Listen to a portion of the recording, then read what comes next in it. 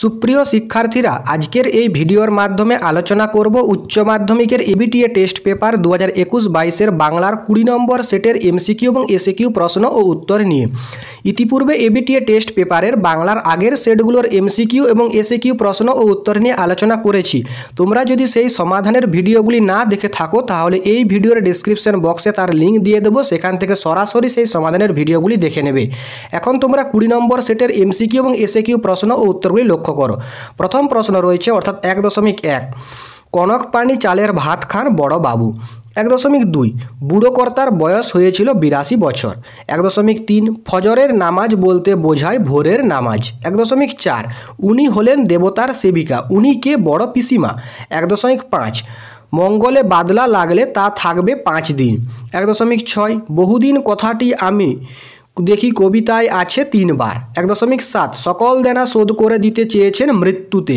1.8 অবসন্ন মানুষের চোখে হানা দেয় ক্লান্ত দুঃস্বপ্ন। 1.9 সংস্কৃতে 13 পেয়েছিলাম, বক্তা এখানে হচ্ছে অমর হবে, অর্থাৎ অপশন ক সঠিক উত্তর। অথবা দিয়ে রয়েছে রজনীকান্তের বয়স 68 বছর। 1.10 চলো এবার বিয়ে করি আমরা, বলেছেন রজনীকান্ত। অথবা দিয়ে রয়েছে বাঙালিরা শুনি কান্দুনে জাত, বলেছেন বল্লভ ভাই, অর্থাৎ অপশন গ সঠিক উত্তর। 1.11 পথিক নাটকের নাট্যকার তুলসী লাহিড়ী। অথবা দিয়ে রয়েছে অদৃষ্ট তো মানেন আপনি, সংলাপটি উচ্চারণ করেছেন কালীনাথ সেন। 1.12 রাজনীতি বড় কূট, বক্তা হলেন রজনীকান্ত। অথবা দিয়ে রয়েছে মস্কোয় যে জাপানি থিয়েটার এসেছিল তার নাম হলো কাবুকি। 1.13 10 বছরে এক একজন করে কার উদ্ভব হয় মহামানব। অথবা দিয়ে রয়েছে বলি কান্ধারী মর্দানাকে ফিরিয়ে দিয়েছিলেন 3 বার। 1.14 নব্য ভারতীয় চিত্ররীতির জনক অবনীন্দ্রনাথ ঠাকুর। 1.15 ঋত্বিক ঘটকের স্মরণীয় চলচ্চিত্র মেঘে ঢাকা তারা। 1.16 বাঙালির সার্কাসের প্রাণপুরুষ প্রিয়নাথ বসু। 1.17 ল ধ্বনিটি হলো পার্শ্বিক ধ্বনি। 1.18 ভিআইপি কি জাতীয় শব্দ? এটি হচ্ছে মুন্ডমাল জাতীয় শব্দ। এরপর তোমরা এসএকিউ প্রশ্ন উত্তরগুলি লক্ষ্য করো।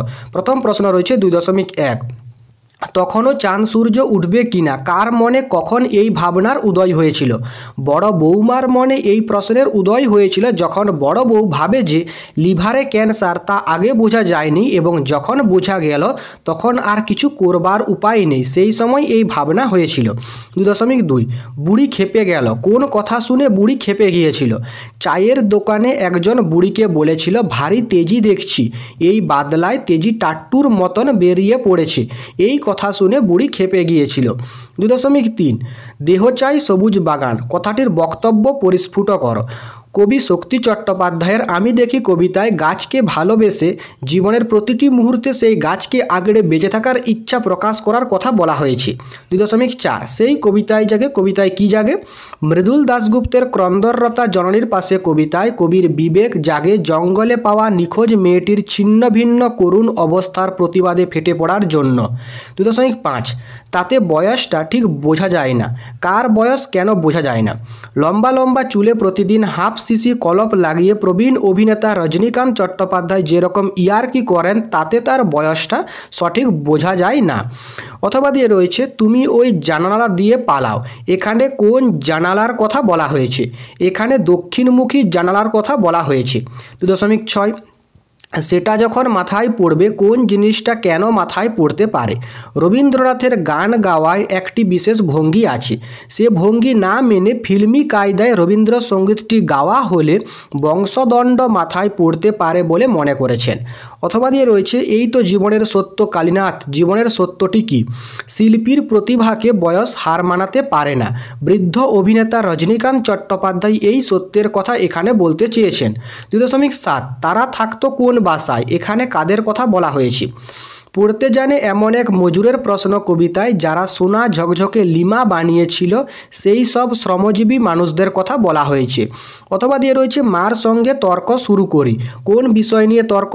দুগ্গালের লেখা অলৌকিক গল্প অনুযায়ী মায়ের মুখে শোনা গল্পে নানকের পাহাড় চূড়া থেকে গড়িয়ে আসা পাথরের চাঙড়কে হাত দিয়ে থামিয়ে দেওয়ার বিষয় নিয়ে গল্পকথক তর্ক করেছিলেন।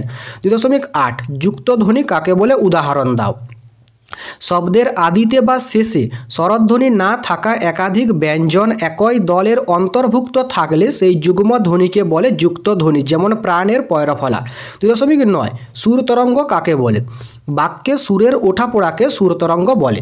2.10 ক্র্যানবেরির রূপমূল কি? আপাত অর্থহীন যে পরাধীন রূপমূল একটি শব্দকে অন্য শব্দের থেকে পৃথক করতে পারে তাকে বলে ক্র্যানবেরির রূপমূল। 2.11 মুন্ডমাল শব্দ কি?